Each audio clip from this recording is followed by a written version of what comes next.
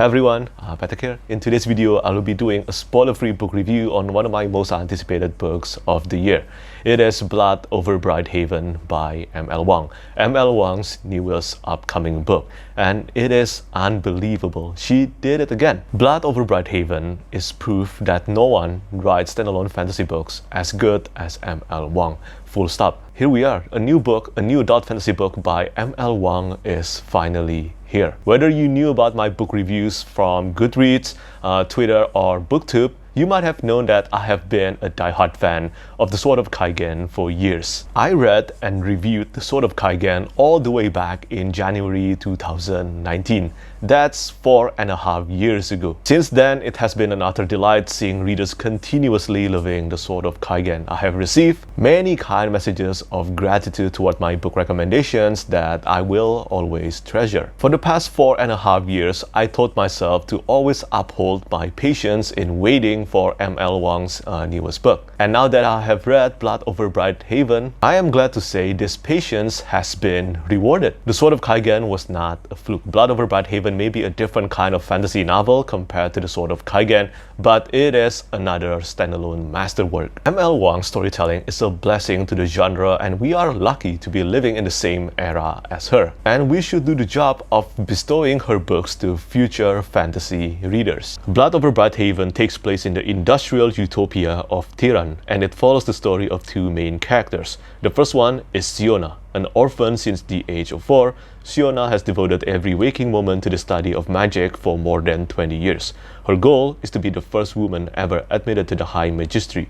But when she finally claws her way up to the ranks to becoming a High Mage, she finds that her challenges have just begun. Her new colleagues will do everything they can to make sure she knows she is unwelcome, and one of the ways they do this is to provide her with a Quen janitor instead of a qualified lab assistant. This janitor, however, is the second main character, Tomil.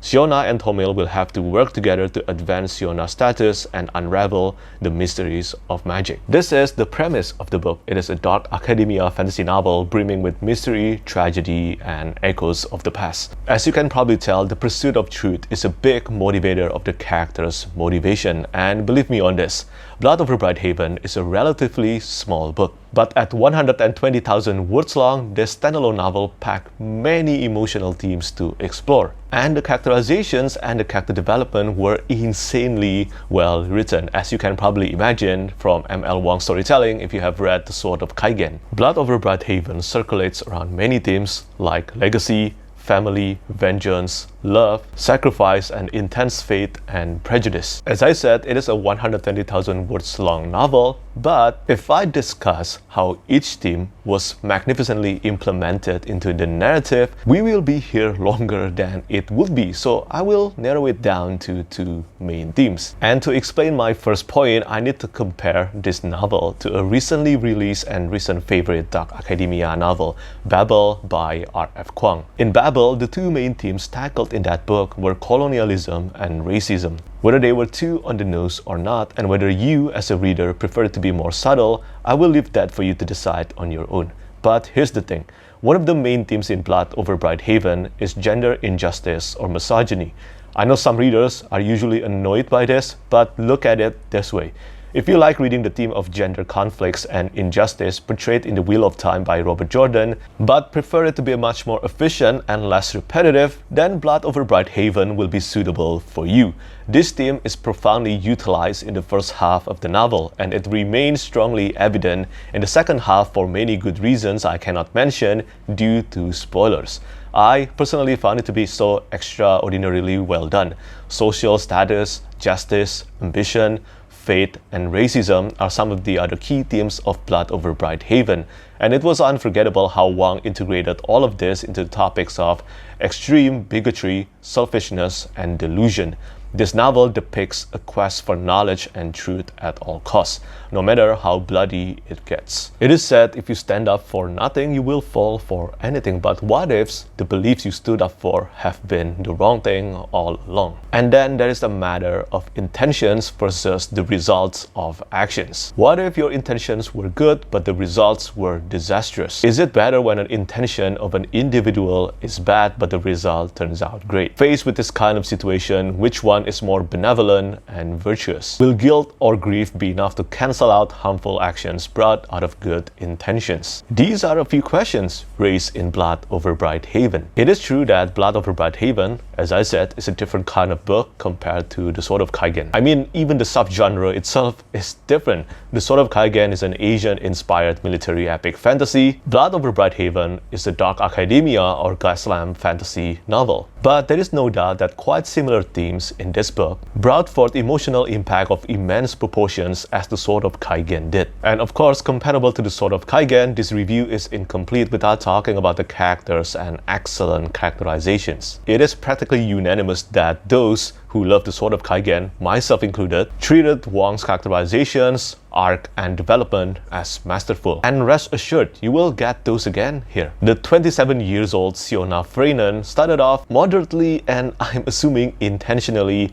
unlikable. She was an egomaniac, self-centered, and single-mindedly driven toward her ambition. But remember that this leaves room for rewarding character development. Through her encounter and budding relationship with Tomil, a kind-hearted melancholic character with a harsh past, Wang achieved fruitful characterizations and growth, not just for Siona, but for both of them. And I cannot help but wish more authors and storytellers are as capable as the way Wang portrayed characters and their relations as deeply as possible. I don't think it is a spoiler to say that some revelations in this book change everything for the characters. And when that happened, I almost literally felt the devastating damage it did to the characters. Yes, not just Siona and Tomil, but Alba, Kara, and the other supporting characters. The way M.L. Wang writes characters and emotional turmoils through actions, inner thoughts, and dialogues can only be reflected by the best kind of authors. And M.L. Wang is definitely one of them. By the end of the book, Siona Freinen belongs in my list of favorite characters. To do everything M.L. Wang achieved here in a one-off standalone book, a relatively short one too, feels almost impossible, and yet she succeeded. This book will bring many thought-provoking passages on principles and morality, and I haven't even talked about the magic system yet. I have made it clear that I am a lifelong fan of manga and anime, and Fullmetal Alchemist by Hiromu Arakawa,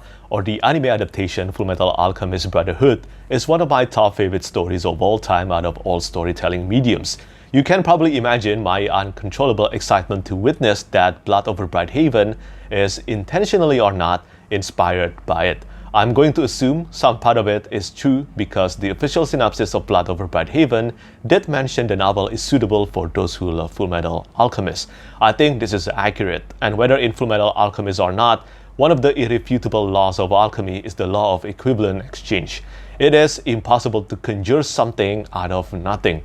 The magic of mapping and siphoning through a spellograph in Blood over Bright Haven is one of the most initially complex magic systems I have ever encountered. If you have difficulty understanding or visualizing the magic here, do not worry. I felt the same too at first.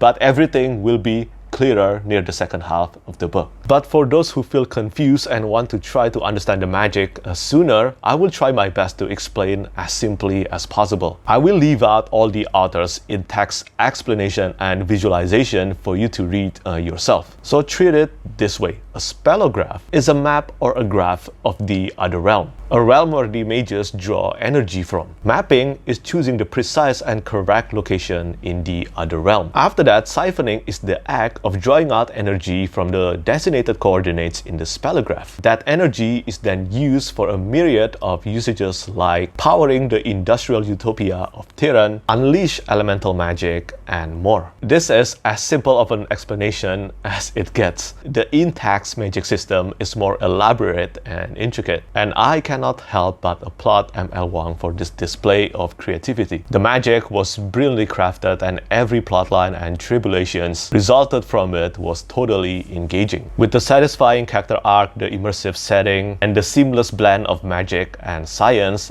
M.L. Wang gets what I love to read in my SFF books. She gave literal meaning to the dark in Dark Academia. Blood over Bright Haven is an appropriate title for the book. As you can probably expect, from her adult fantasy book, this is a violent novel with merciless actions. The characters' wrath and sorrow will peak, self-serving and malicious characters will try to aggravate you. Gory scenes are included, and my god, the action scenes. Blood over Brighthaven don't contain as many battle scenes as the Sword of Kaigen did, but do not take this to mean the book was ever lacking in high-stake conflicts and plus-pounding tensions. Once the big revelations kick into the narrative, the book was ridiculously unputdownable. I finished reading this book in 2 days, and it was worth neglecting every book in my TBR pile for it. I love reading fantasy books where actions have irreplaceable repercussions. And as the intensity keeps ramping up, the climax sequences accomplish one of the most memorable crimson scenes of chaos I have ever read. I cannot help but wish there better be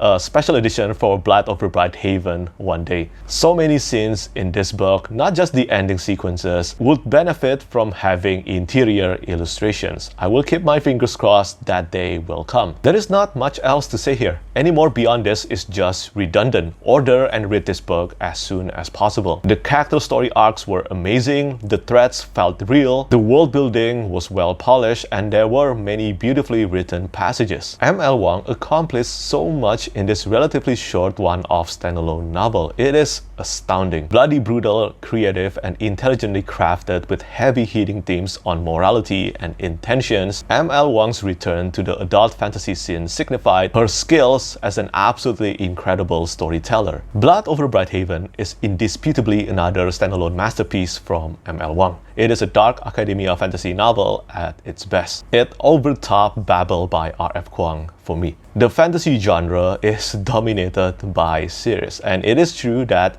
a terrific one-off standalone book is relatively hard to find. But the greatest kind of standalone fantasy books exists, and it can deliver the high emotions, intensity, and intricacies of a series efficiently and effectively. Blood over Brighthaven is that kind of standalone book. So bravo M.L. Wang for crafting another masterpiece. So yeah, that's the end of my review for Blood over Brighthaven. I had very high expectations entering into this one, and M.L. Wang exceeded everything. This book will come out next week. Do let me know whether you plan to read this one or not. I think you really should read this if you love a standalone book or dark academia. A standalone fantasy book as good as this is difficult to find. If you have read this book, do let me know what you think about it in the comment section down below. As always, thank you so much for watching, and thank you for your support. Bye bye. Lastly, I want to say thank you so much once again to all my patrons who keep on supporting me.